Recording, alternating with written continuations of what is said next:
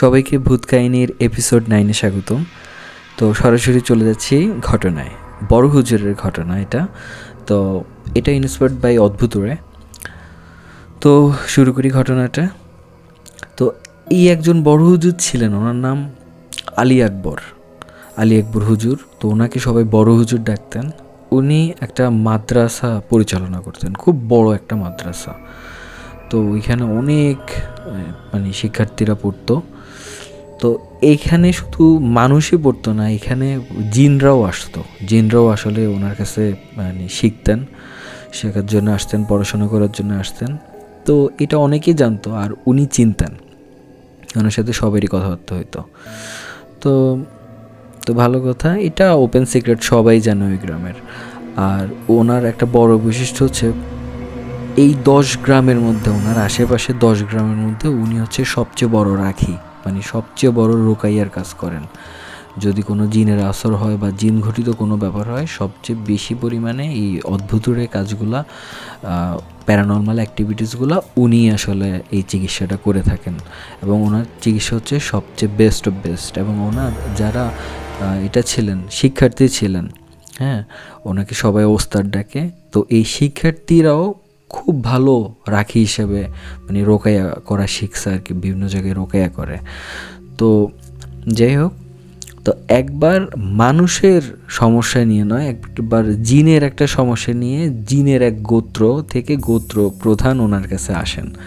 তো উনি আবার ওই গোত্র প্রধান সমস্যা হয়েছে কি, গোত্র প্রধানের মেয়েকে, হ্যাঁ, আরেকটা গোত্রের জিন অ্যাটাক করছে, ঠিক আছে, অ্যাটাক করছে। এবং এদের মধ্যে তুমুল সমস্যা হয়েছে। তো এটা নিয়ে উনি ওই গোত্রের, ওনার নাম আনিস। তো উনি, এই জিনটার নাম আনিস। তো উনি ওনাদের জিনেদের, ওনার গোত্রের একজন জিনের কাছে, খুব পরস্কার জিনের কাছে ওনার নাম শুনছেন যে উনি এই কাজগুলো করেন এবং উনি হচ্ছে ওস্তাদ, উনিই ঠিক করতে পারবেন ওনার সমস্যাটা। তো ভালো কথা, উনি এরকম গভীর রাতে উনি নামাজ পড়ছেন, নফল নামাজ পড়ছেন। তো নামাজ পড়ে উনি জাস্ট নামাজ থেকে উঠলেন আর দেখলেন যে ওনার ঘরের সামনে কেউ একজন দাঁড়ায় আছে। হ্যাঁ, কেউ বলতে কয়েকজন দাঁড়ায় আছে, উনি বুঝতেছেন। তো উনি বুঝছেন, তো উনি বুঝার পরে উনি ডাক দিচ্ছেন যে ঠিক আছে, তোমরা ভিতরে আসো। তো ওরা ভিতরে আসলো। তো এরা খুব লম্বা লম্বা, অসম্ভব সাদা জুব্বা, এবং একদম ওদের এই মুখমণ্ডলটা দেখা যায় না, এটা একদম ঘোমটা দেয়া, একদম ঘোমটা ফেলানো আর কি, দেখা যায় না। খুব লম্বা লম্বা জুব্বা পরা ওরা আসলো, এসে সালাম দিল। উনি সালামের প্রত্যুত্তর দিলেন। তো গোত্রপ্রধান বলছেন যে আপনার নামটা শুনছি আমাদের গোত্রের একজনের কাছে, আপনাদের এখানে শিক্ষার্থী ছিল, তো ও আপনার কথা বলছে।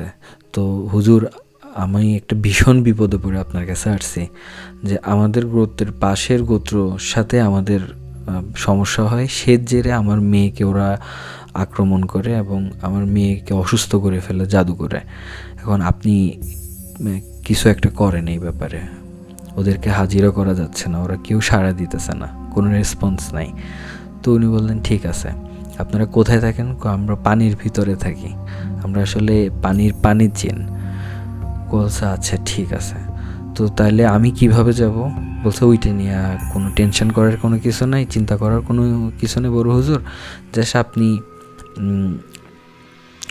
একটা নির্দিষ্ট জায়গা পর্যন্ত জাস্ট আপনার ওই হারিকেন নিয়ে যাবেন, ওইখান থেকে আমরা আপনাকে নিয়ে যাব। আপনি জাস্ট চোখ বন্ধ করে জাস্ট শুধু দাঁড়ায় থাকবেন হাত ধরে আমার। তো উনি বলছেন আচ্ছা ঠিক আছে।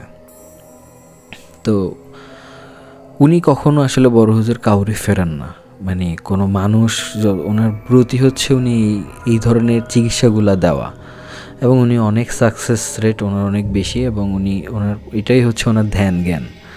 উনি সবসময় ওনার জিকির আজগর সাধনা নিয়ে থাকেন এবং এই চিকিৎসার পড়াশোনা নিয়ে থাকেন, বিভিন্ন একাডেমিক সাইটগুলো নিয়ে উনি থাকেন এবং রিসার্চ করেন।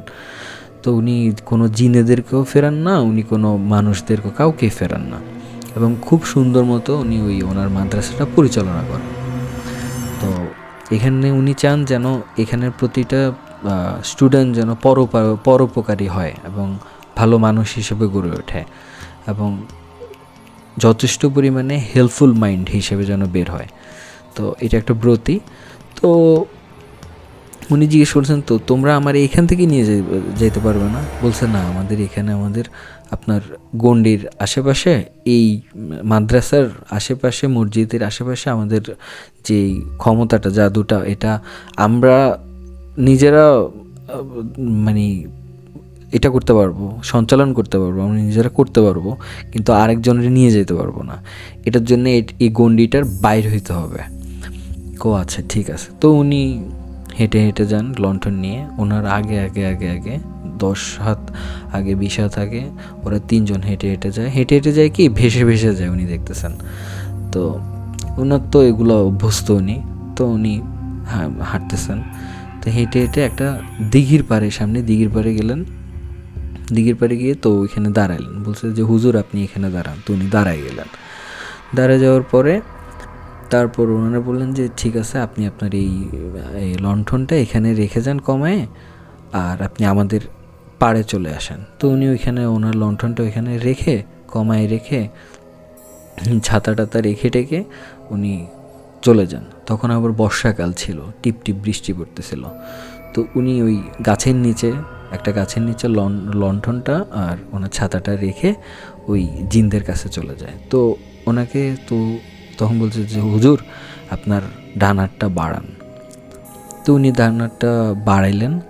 ওই জিনের সর্দার, যিনি ওই গোত্রের সর্দার যিনি, উনি হাত ধরলেন। তো উনি দেখলেন প্রচণ্ড ঠান্ডা কোমল একটা হাত, কিন্তু খুব কিছুক্ষণ পরেই উনি খেয়াল করেন খুব উষ্ণ, হ্যাঁ অনেক গরম, প্রচণ্ড গরম।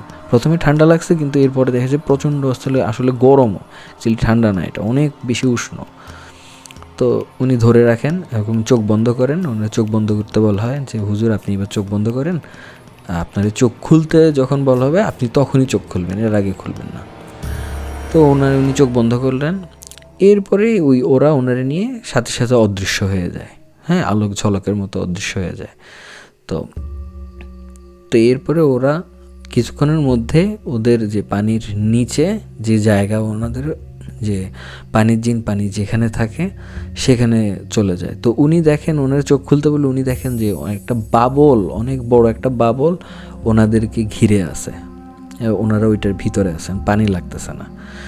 তো ওদের ওই সর্দারের বাড়িটা ওই বাবলটার ভিতরে। তো ওরা ওইখানে, উনি ঘরে গেলেন। তো সবাই ঘরে যারা মহিলা জিন যারা ছিল, তো ওনারা বড় বড় পর্দা করে আছেন। তো পর্দার ভিতরে আছেন, হুজুরে সালাম দিলেন। সবাই ওখানে ভিতরে আরও অনেকেই আছেন, সবাই জায়গায় করে দিতেছেন, হুজুর সামনে যাচ্ছেন, সবাই সালাম দিতেছে, হুজুর সালামের প্রত্যুত্তর দিতেছেন।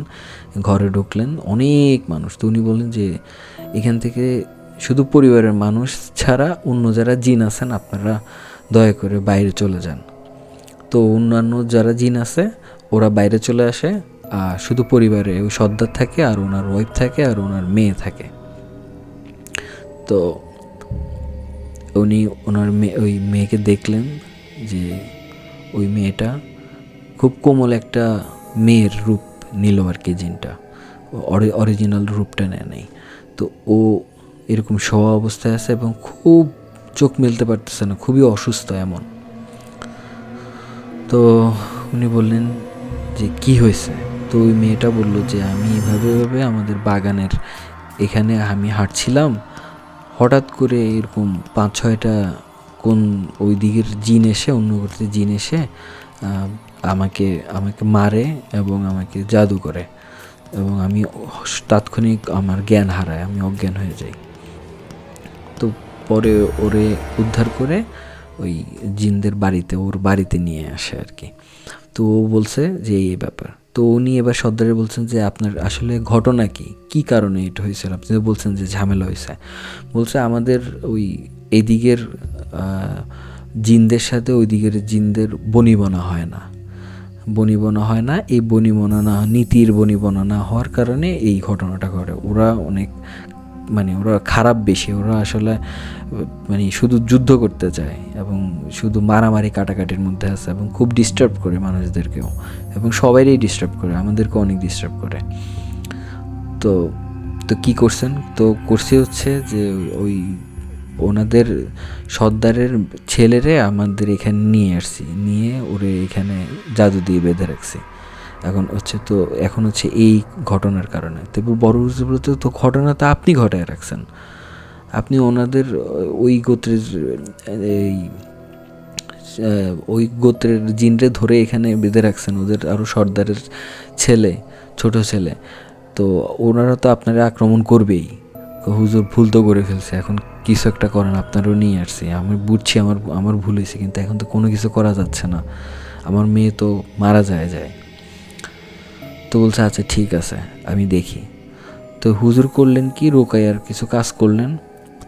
হুজুর এবার নিজের কিছু ওনার সাথের কিছু জিনরে ডাক দিলেন, যে উনি যেখানে পড়তেন ওনার সাথে যে জিনরা পড়তো, ওনার সহপাঠী জিন, ওনাদেরকে ডাকলেন। ওনারা খুব বয়স্ক, খুব পুরনো জিন।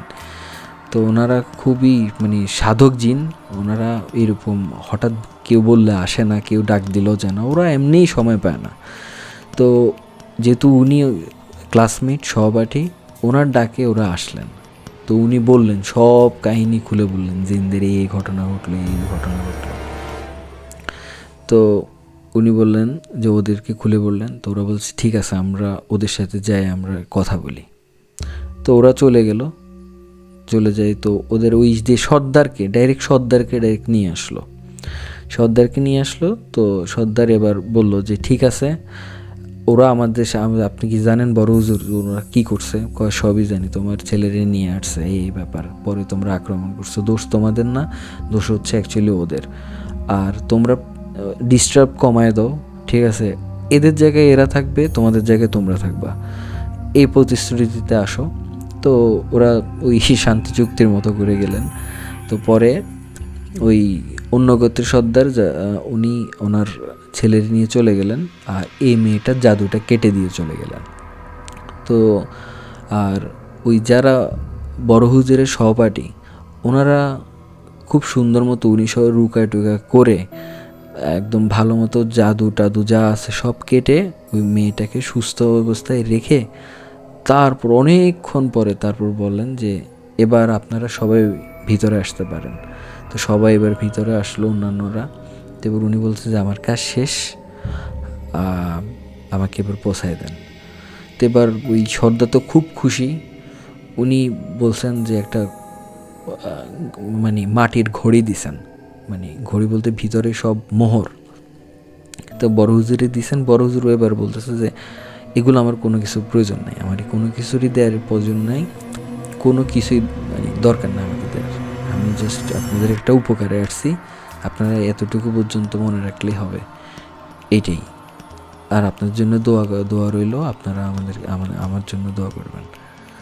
তো এবার ওই সর্দার তো মানে না, বলছেন না হুজুর, কিছু একটা আপনার উপর দিতেই হবে, আপনার একটা